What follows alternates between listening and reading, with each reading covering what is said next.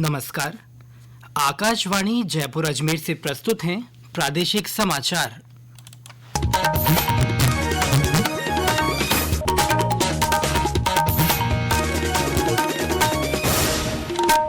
मुख्य समाचार। महिलाओं और बच्चों के विकास तथा कल्याण के उद्देश्य से उदयपुर में आयोजित चिंतन शिविर का केंद्रीय मंत्री अन्नपूर्णा देवी आज औपचारिक उद्घाटन करेंगी। मुख्यमंत्री भजनलाल शर्मा ने कहा कि 3-4 महीनों में तेल रिफाइनरी का काम शुरू होगा। प्रदेश में अब 15 जनवरी तक तबादले किए जा सकेंगे और राज्य में मौसम का मिजाज बदला, कई स्थानों पर हल्की बरसात और शीतलहर।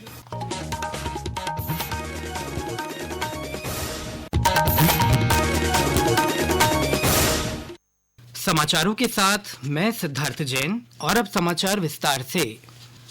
देश में महिलाओं और बच्चों के समेकित विकास तथा कल्याण के लिए उदयपुर में चिंतन शिविर आयोजित किया जा रहा है। केंद्रीय महिला और बाल विकास मंत्री अन्नपूर्णा देवी आज इस शिविर का औपचारिक उद्घाटन करेंगी। इस चिंतन शिविर में भाग लेने के लिए उप मुख्यमंत्री दिया कुमारी सहित देश भर से महिला और बाल विकास मंत्री, सचिव और वरिष्ठ अधिकारी उदयपुर पहुंचे। शिविर में मंत्रालय के प्रमुख कार्यक्रम मिशन वात्सल्य, शक्ति, पोषण और सक्षम आंगनबाड़ी मिशन पर सत्र भी हो रहे हैं। इस बीच उदयपुर पहुंचने पर उप मुख्यमंत्री दिया कुमारी ने लघु उद्योग भारती की ओर से लगाई गई इंडिया इंडस्ट्रियल फेयर प्रदर्शनी का अवलोकन किया। इस अवसर पर उन्होंने कहा कि राज्य में उद्योगों की मजबूती देने के लिए तरह तरह के नवाचार हो रहे हैं। लघु उद्योग भारती से मैं कई वर्षों से जुड़ी हुई हूँ और हर बार उनकी प्रदर्शनी होती है, उनका कोई कार्यक्रम होता है तो उसमें मुझे जाने का भी अवसर मिला है। बहुत अच्छा लगा यहाँ आकर। बहुत सारा नवाचार हो रहा है जो कि बहुत खुशी की बात है। जो सुनहरा हमारा अमृत काल का जो ये समय चल रहा है, प्रधानमंत्री जी का भी जो विजन है कि भारत 2047 में विकसित भारत बनेगा, मुझे लगता है ये सारी जो इंडस्ट्रीज है, सारे जो आज स्टार्टअप्स हैं, जो आगे जाकर ये लोग बड़ी बड़ी इंडस्ट्रीज बनेंगी, इनका बहुत बड़ा योगदान होगा। मुख्यमंत्री भजनलाल शर्मा ने कहा है कि आने वाले 3-4 महीने में रिफाइनरी का काम शुरू हो जाएगा। इससे प्रदेश के औद्योगिक विकास को गति मिलेगी और बड़ी संख्या में लोगों को रोजगार भी मिलेगा। श्री शर्मा ने कल पचपदरा में रिफाइनरी प्लांट के अवलोकन के बाद ये बात कही। उन्होंने कहा कि राजस्थान पेट्रोलियम उद्योग में तेजी से कदम बढ़ा रहा है तथा राज्य में रोजाना 3.3 मिलियन घन मीटर प्राकृतिक गैस का उत्पादन हो रहा है। राजस्थान पेट्रोलियम उद्योग में तेजी से कदम बढ़ा रहा है। यहाँ भारत के सबसे बड़े ऑनशोर कच्चे तेल और प्राकृतिक गैस के भंडार भी हैं। राज्य में देश के कुल उत्पादन का लगभग 15% क्रूड ऑयल और प्रतिदिन 3.3 मिलियन घन मीटर प्राकृतिक गैस का उत्पादन हमारे राजस्थान के अंदर हो रहा है। मुख्यमंत्री ने कल बाड़मेर में मंगला प्रोसेसिंग टर्मिनल में मंगला वेलपेड 21 का उद्घाटन किया। इस अवसर पर उन्होंने टर्मिनल का जायजा लिया। अधिकारियों को गुणवत्ता नियंत्रण और कर्मचारी सुरक्षा की कड़ाई से पालना करने के निर्देश दिए। इस दौरान उद्योग और वाणिज्य राज्य मंत्री के विश्नोई, मुख्य सचिव सुधांशु पंत तथा अन्य वरिष्ठ अधिकारी उपस्थित रहे। लोकसभा अध्यक्ष ओम बिरला ने कहा है कि अगले साल भारत में आयोजित होने वाले 25वें कॉमनवेल्थ देशों की संसदों के अध्यक्ष और पीठासीन अधिकारियों के सम्मेलन CSPOC में संसदों के कामकाज में AI और सोशल मीडिया के प्रयोग पर जोर दिया जाएगा।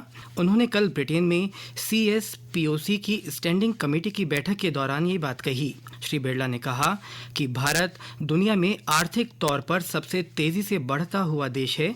उन्होंने उम्मीद जताई कि अगले साल की बैठक में देश की विरासत और प्रगति का अनुमान दुनिया भर के नेता कर सकेंगे।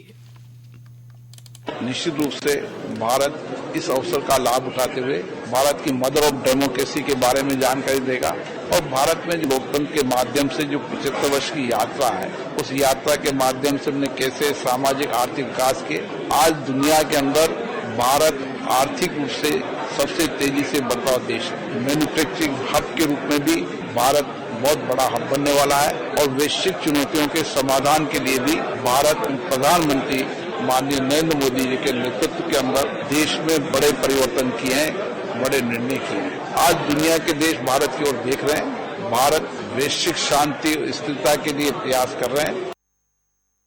ये समाचार आकाशवाणी जयपुर अजमेर से प्रसारित किए जा रहे हैं। प्रादेशिक समाचार बुलेटिन आप हमारे x handle @AIR News_ Jaipur, YouTube channel Rajasthan AIR news और फेसबुक AIR न्यूज राजस्थान पर भी सुन सकते हैं। इसके साथ ही आप हमारी वेबसाइट newson.air.gov.in पर भी समाचार सुन सकते हैं और संबंधित फोटो और वीडियो देख सकते हैं। समाचारों में आपका फिर से स्वागत है। प्रधानमंत्री नरेंद्र मोदी कल राष्ट्रीय युवा दिवस पर नई दिल्ली के भारत मंडपम में विकसित भारत युवा नेता संवाद में भाग लेंगे। प्रधानमंत्री देश भर के 3000 ऊर्जावान नेताओं से बातचीत करेंगे। इस अवसर पर प्रधानमंत्री प्रतिभागियों द्वारा 10 विषयों पर लिखे गए सर्वश्रेष्ठ निबंधों का संकलन भी जारी करेंगे। इनमें प्रौद्योगिकी, संधारणीयता, महिला सशक्तिकरण, विनिर्माण और कृषि जैसे विषय पर निबंध शामिल हैं। इस बीच प्रदेश में भी कल राष्ट्रीय युवा दिवस के अवसर पर जयपुर के बिरला ऑडिटोरियम में रोजगार उत्सव का आयोजन किया जाएगा। मुख्यमंत्री भजनलाल शर्मा इस उत्सव में 13,500 से ज्यादा युवाओं को विभिन्न विभागों के लिए नियुक्ति पत्र सौंपेंगे।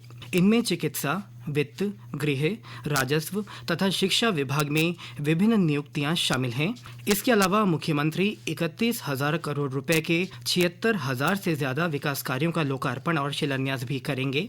वहीं जयपुर के सवाई मानसिंह स्टेडियम में चल रहे राज्य स्तरीय युवा महोत्सव के समापन के अवसर पर कल मुख्यमंत्री विभिन्न प्रतियोगिताओं के विजेताओं को पुरस्कार प्रदान करेंगे। इस दौरान श्री शर्मा युवा साथी केंद्र का वर्चुअल उद्घाटन करेंगे तथा विभिन्न क्षेत्रों में उत्कृष्ट प्रदर्शन करने वाले युवाओं को यूथ आइकॉन अवार्ड से नवाजेंगे। महिला अधिकारिता विभाग की ओर से करौली में महिलाओं को सशक्त बनाने के लिए राजस्थान मरु उड़ान कार्यक्रम की शुरुआत की गई है। हमारे संवाददाता ने बताया कि इस दौरान महिलाओं को मानसिक और शारीरिक स्वास्थ्य, कौशल विकास, आत्मरक्षा तथा ड्राइविंग का प्रशिक्षण दिया जाएगा। जिला मुख्यालय स्थित कन्या महाविद्यालय में जिला प्रशासन महिला अधिकारिता विभाग की ओर से बेटी बचाओ बेटी पढ़ाओ योजना अंतर्गत राजस्थान मरु उड़ान पहल में मानसिक और शारीरिक स्वास्थ्य, कौशल प्रशिक्षण, व्यक्तिगत वित्त प्रबंधन, घर से उद्यमिता, आत्मरक्षा, साइबर अपराध और ड्राइविंग पाठ्यक्रम जैसी कई गतिविधियां और सत्र शामिल होंगे। इसमें बाजरा को कीच, पर्यावरण संरक्षण और जल एवं अपशिष्ट प्रबंधन के लिए प्रशिक्षण कार्यशाला भी शामिल होंगी। वहीं कमजोर इलाकों में स्वास्थ्य शिविर भी लगाए जाएंगे। बाकी बिहारी शर्मा, आकाशवाणी समाचार, करौली। और अब मौसम। प्रदेश में आज सुबह से ही कई स्थानों पर तेज हवा चलने के साथ बूंदाबांदी हो रही है। अजमेर में कई क्षेत्रों में सर्द हवाओं के साथ बरसात हुई। चूरू में रात से ही रुक रुक कर हल्की बरसात हो रही है। बाड़मेर में कल देर शाम मौसम का मिजाज बदला और बूंदाबांदी हुई। वहां अभी भी बादल छाए हुए हैं। भीलवाड़ा में भी सुबह से ही बादल छाए हुए हैं। जैसलमेर में रिमझिम बरसात होती रही। राजधानी जयपुर में कल शाम से ही सर्द हवाओं ने ठिठुरन बढ़ा दी है। नागौर में रात से मौसम में बदलाव हुआ और बारिश हुई। हमारे संवाददाता ने बताया कि नागौरी पान मेथी की कटी हुई फसल को इस बारिश से नुकसान हो सकता है।